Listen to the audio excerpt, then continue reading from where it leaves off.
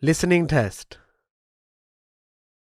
You will hear a number of different recordings and you will have to answer questions on what you hear.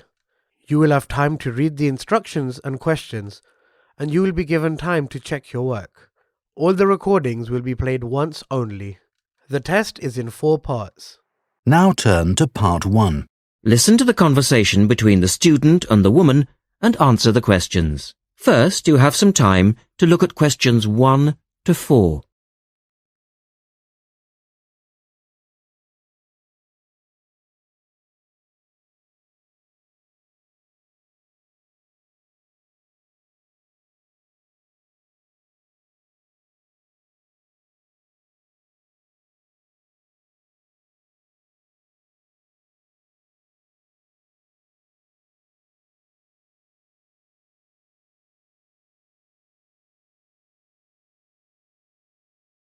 Now we shall begin. You should answer the questions as you listen because you will not hear the recording a second time. Look at the registration form. Listen carefully and answer questions 1 to 4. Good morning. Good morning. Can I help you? Yes. Is this where we register for the Beyond 2000 conference? Yes. What's your name and I'll get your conference bag. Well, I haven't actually registered yet. I was told I'd be able to register today, so I hope that's okay. I've just arrived in Melbourne. That should be fine if you're a student. I'll need to take your details though. So can I have your full name? Yes, sure. It's Melanie Mitchell. Is that Mitchell? Yes, that's right. And that's Ms., not Miss. Okay, fair enough. And what's your address, Melanie? I live in student accommodation at Sydney University, so my address there is Room 66, Women's College, Newtown. Okay. And which faculty are you studying in? I'm in the Faculty of Education. I'm doing a Master's in Primary School Teaching. Right. And may I see your student card because I need to verify that you're a current student? Yes, sure. Here it is. My number is 994578ED. The woman asks the student some more questions about the conference. Look at questions 5 to 10.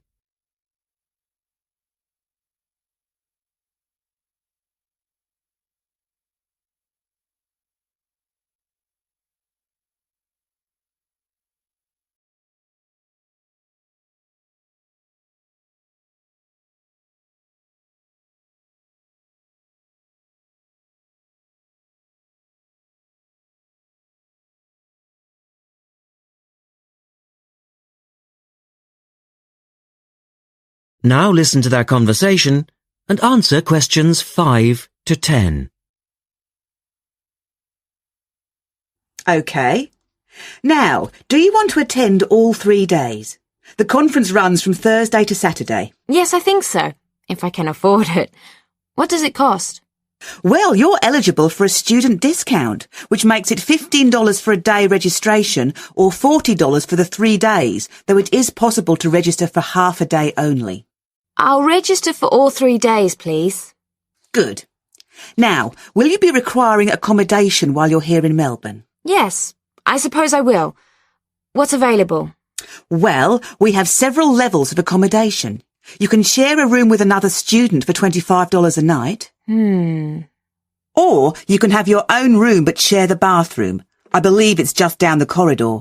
That's $45. Right. Or you can have a single room with your own bathroom. I don't mind sharing a room. On second thoughts, yes, I do. I'll have my own room, but I'll share the bathroom. Right. Now, the conference fee does not include meals, though you do get tea and coffee in the breaks. Shall I put you down for lunch? That's an extra $10 a day. And there's the conference dinner on Friday night, which is $25. Oh, and what about breakfast? Hang on a minute. It's all starting to sound rather expensive. I'll have the lunch, but not the dinner or breakfast, if that's okay. Perfectly okay. Now, a couple of other things. There are a number of special interest groups organised. They're known as SIGs, and you're asked to nominate your preference. They'll take place on the Friday afternoon and Saturday morning, but they're filling up quickly, which is why you need to nominate now. Right. What are the SIGs? Well, there are 6 altogether. Let's see. On Friday, you have a choice between computers in education or teaching reading skills. Or a session on catering for the gifted child. Oh, they all sound interesting. But technology in the classroom is really my area of interest, rather than reading. So I'll go for that. I can probably read up on the gifted child topic myself. Right.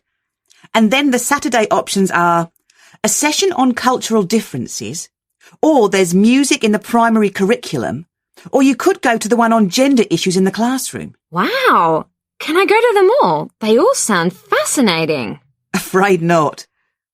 Well, I'm really interested in how boys and girls behave differently, even when they are very young, so I'd better opt for the 3rd session, even though the cultural differences SIG is probably really interesting too. Right. And the music option would be interesting. And how would you like to pay? We accept most credit cards or bank checks, but not personal checks, I'm afraid. Been caught out too often before. And cash, of course. We never say no to cash. I'll have to put it on my card 'cause I don't have enough cash on me right now. That's fine. Enjoy your time here with us in Melbourne. That is the end of section 1. You now have half a minute to check your answers.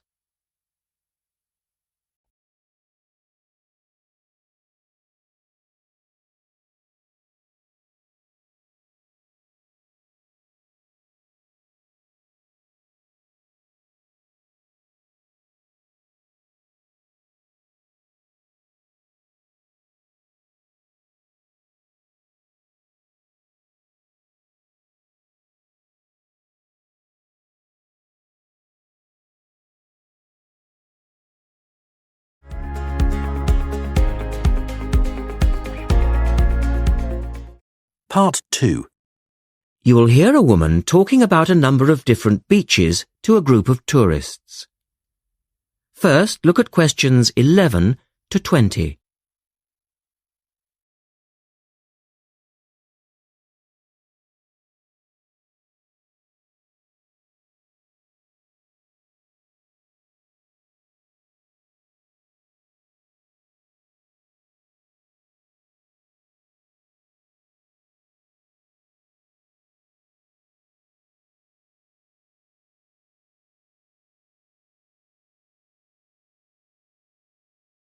As you listen, answer questions 11 to 20. Right, let's move on to the beaches here, which are absolutely beautiful. You do have over 100 to choose from. They're mostly sandy beaches, and they vary from the largest, which is 2.5 kilometres long, to tiny sandy coves. But there are a few that I'd really recommend you to visit. So, looking at this pamphlet, first of all, there's Bandella Beach. This beach is 1 kilometre away from the old fishing village of Bandella, which is a beautiful spot. If you park in the car park behind it, there's a small path which leads down to the bay. It's very pretty because the whole beach is backed by pine trees, so it's very sheltered. The beach itself is very clean, and the water is shallow and safe. That, together with the soft sand, make it an ideal beach for children and non-swimmers. A little further round the coast, again to the east, in the eastern corner of the island, is the spectacular Dapolata Beach, which is basically a long inlet. The land around this beach is marshland. It's all marsh, and there's a stream which winds through it, and the stream goes into the sea. And the beach has lovely pale gold sand. Access to this beach is quite tricky, and not for the less energetic. You have to go down a long flight of steps, 190 to be exact. But you'll be relieved to know that there's also a road which winds down to a car parking area. When you're level with the sea, there is a handful of shops and bars, and you can hire some beds and umbrellas. Continuing round the island, just past the tip of Calne, is the next beach I'd suggest you visit, and this is Sanget. Why? Because there isn't a beach longer than this on the island. If you want to know, it's exactly 2.5 kilometres long, and that's a bonus because it means it never gets overcrowded. It has golden sand and clear blue water shelving into the sea. There are several beach restaurants to choose from, and water sports are available when the water is calm. But check first.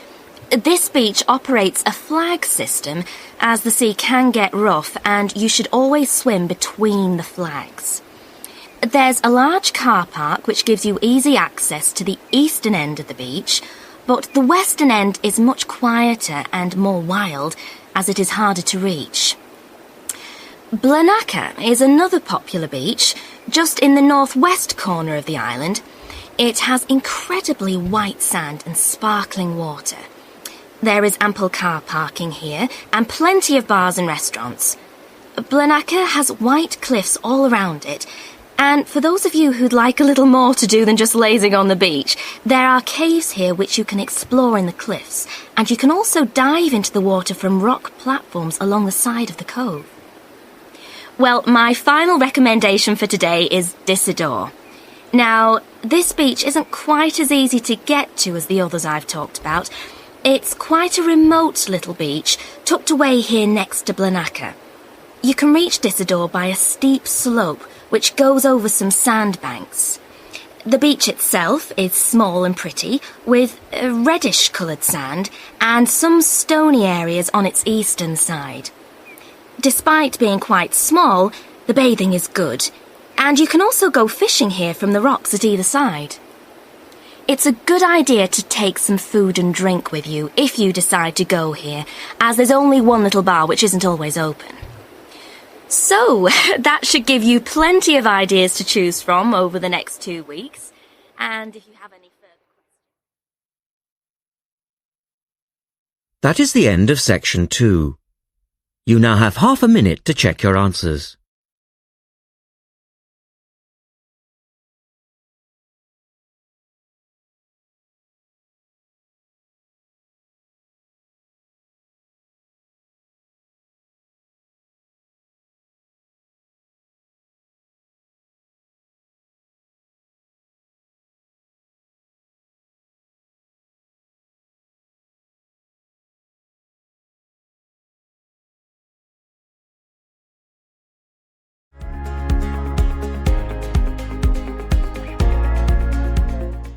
Part 3.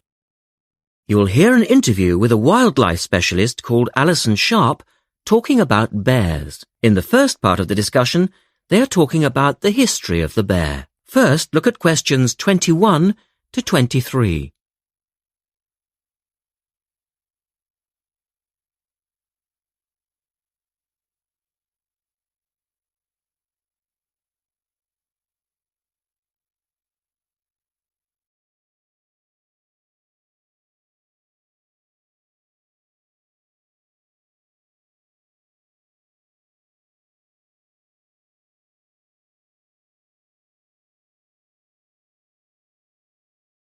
Now listen to the first part of the interview and answer questions 21 to 23.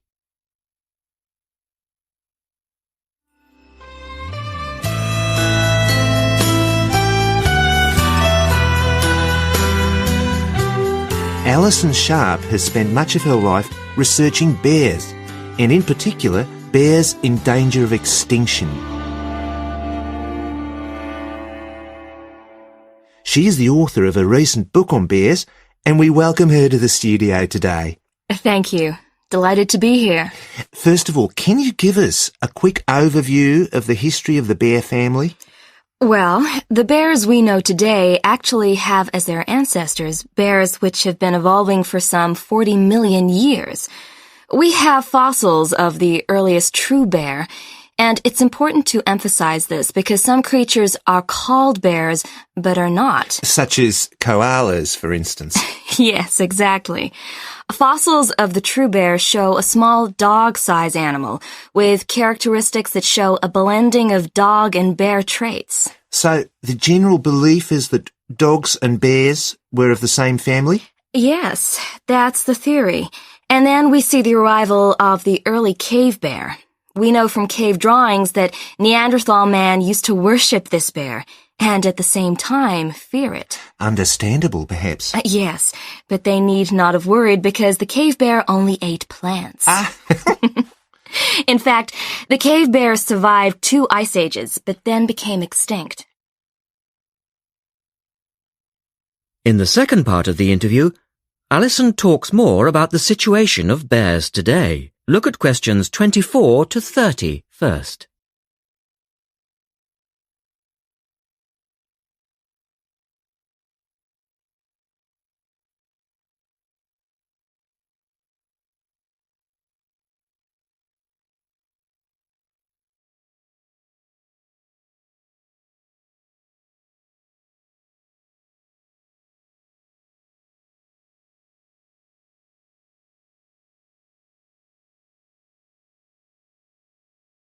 Listen carefully and answer questions 24 to 30. So, how many bears can we find today? And are any of them in danger of extinction? Well, I'll answer your first question first. There are 8 species of bear in all, among them the American black bear and the brown bear, from which evolved the newest species of bear, the polar bear. So, how old is the polar bear? Oh, he's a relative newcomer, just 20,000 years old. And could you tell us a little about them? Which is the largest bear, for instance? Well, the largest bear existing today is either the polar bear or the brown bear. Right. Don't we know? Well, it depends which criteria you use. The polar bear is the heaviest. The male weighs up to 1,500 pounds, but his narrow body actually makes him look smaller than the much more robust brown bear.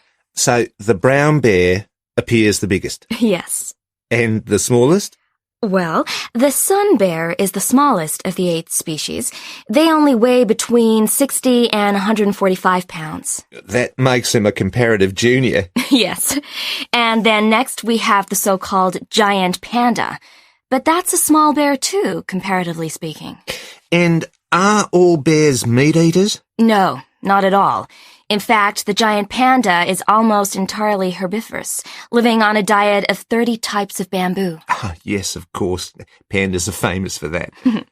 And another interesting bear is the sloth bear, which eats insects, particularly termites.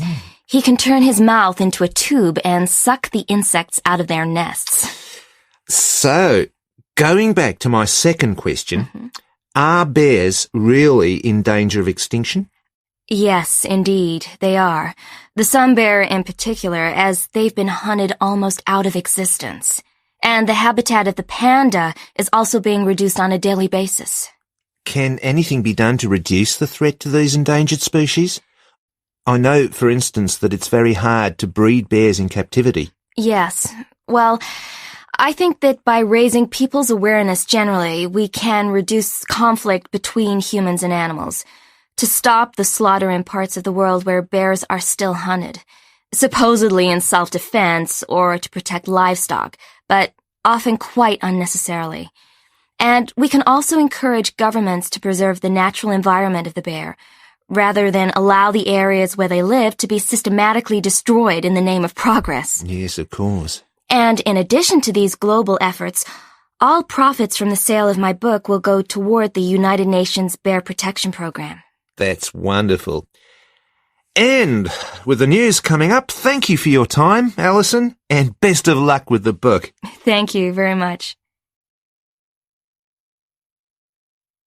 That is the end of section 3. You now have half a minute to check your answers.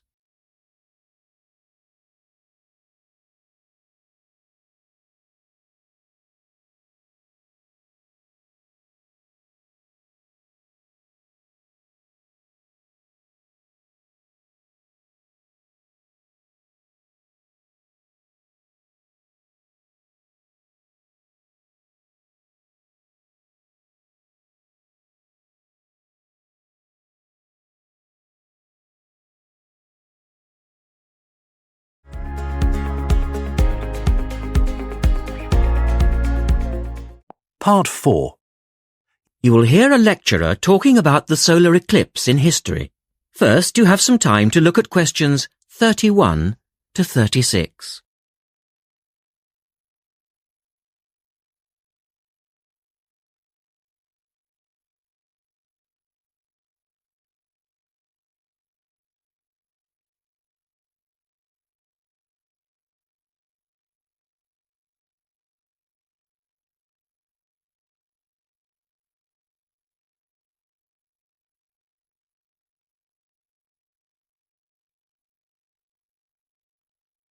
Now listen carefully and answer questions 31 to 36.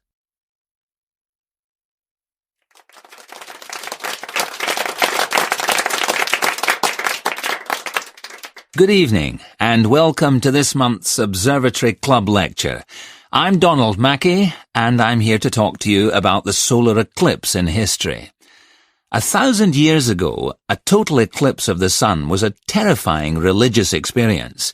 But these days, an eclipse is more likely to be viewed as a tourist attraction than as a scientific or spiritual event. People will travel literally miles to be in the right place at the right time to get the best view of their eclipse. Well, what exactly causes a solar eclipse when the world goes dark for a few minutes in the middle of the day? Scientifically speaking, the dark spot itself is easy to explain. It's the shadow of the moon streaking across the Earth. This happens every year or two, each time along a different, and to all intents and purposes, a seemingly random piece of the globe.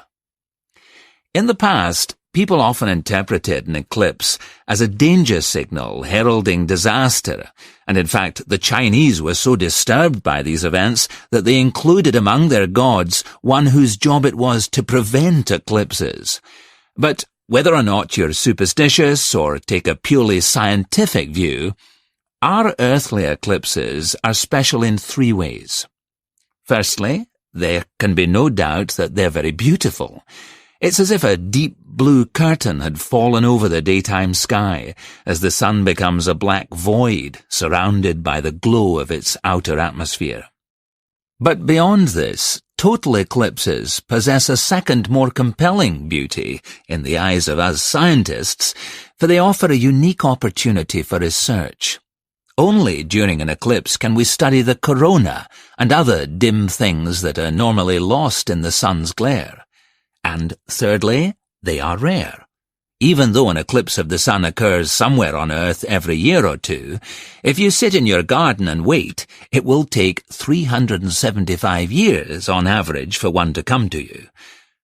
If the moon were any larger, eclipses would become a monthly bore. If it were smaller, they simply would not be possible. The ancient Babylonian priests, who spent a fair bit of time staring at the sky, had already noted that there was an 18-year pattern in their occurrence, but they didn't have the mathematics to predict an eclipse accurately. In the second part, the speaker talks about a number of scientists. Look at questions 37 to 40.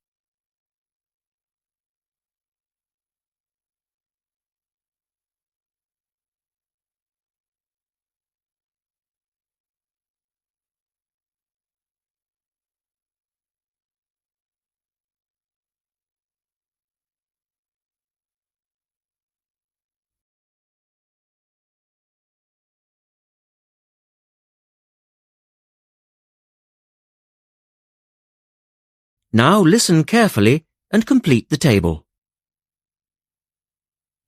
It was Edmund Halley, the English astronomer, who knew his maths well enough to predict the return of the comet, which incidentally bears his name, and in 1715 he became the first person to make an accurate eclipse prediction. This brought eclipses firmly into the scientific domain, and they've since allowed a number of important scientific discoveries to be made. For instance, in the eclipse of 1868, 2 scientists, Janssen and Lockyer, were observing the sun's atmosphere, and it was these observations that ultimately led to the discovery of a new element. They named the element helium, after the Greek god of the sun. This was a major find because helium turned out to be the most common element in the universe after hydrogen. Another great triumph involved Mercury. I'll just put that up on the board for you now. See, there's Mercury, the planet closest to the Sun, then Venus, Earth, etc. For centuries, scientists had been unable to understand why Mercury appeared to rotate faster than it should. Some astronomers suggested that there might be an undiscovered planet causing this unusual orbit, and even gave it the name Vulcan. During the eclipse of 1878, an American astronomer, James Watson, thought he'd spotted this so-called lost planet. But, alas for him, he was later obliged to admit that he'd been wrong about Vulcan and withdrew his claim. Then Albert Einstein came on the scene. Einstein suggested that, rather than being wrong about the number of planets, astronomers were actually wrong about gravity. Einstein's theory of relativity, for which he's so famous, disagreed with Newton's law of gravity in just the right way to explain Mercury's odd orbit. He also realized that a definitive test would be possible during the total eclipse of 1919, and this is indeed when his theory was finally proved correct. So there you have several examples of how eclipses have helped to increase our understanding of the universe. And now let's move on to the social aspects, and I think you'll find... That is the end of part 4. You now have half a minute to check your answers.